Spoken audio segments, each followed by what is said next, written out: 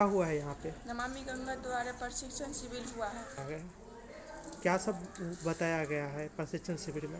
Sir द्वारा बताया गया है कि गंगा नदी को कैसे स्वच्छ और साफ रखना चाहिए। आसपास नदियों को भी कैसे स्वच्छ और साफ रखना चाहिए। इस प्रशिक्षण में क्या सब हुआ है?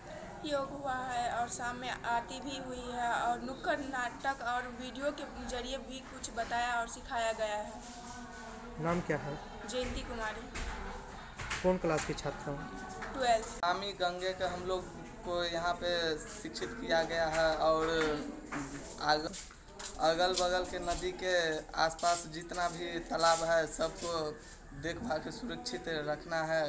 जल ज़्यादा नहीं खर्च करना है, जल को सुरक्षित रखना है। हायाघाट प्रखंड में कोराम पंचायत में नेहरू युवा केंद्र दरभंगा के द्वारा नमामि गंगे कार्यक्रम के तहत 2 दिवसीय गंगा दूतों का प्रशिक्षण शिविर आयोजित किया गया है। इस प्रशिक्षण शिविर में गंगा दूतों को नदियों और तालाबों के संरक्षण, नदियों की साफ सफाई, स्वच्छ भारत के निर्माण और राष्ट्र के निर्माण में युवाओं की भूमिका और नमामि गंगे योजना में नौजवानों की क्या भूमिका हो, इस विषय वस्तु पर बच्चों को, युवाओं को प्रशिक्षित किया गया।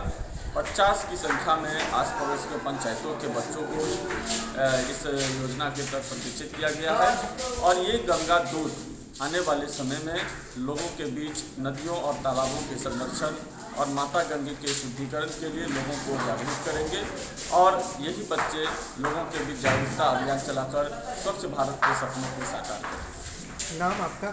कुमार अनुराग, प्रशिक्षक, नमामि गंगे, नेहरू युवा केंद्र।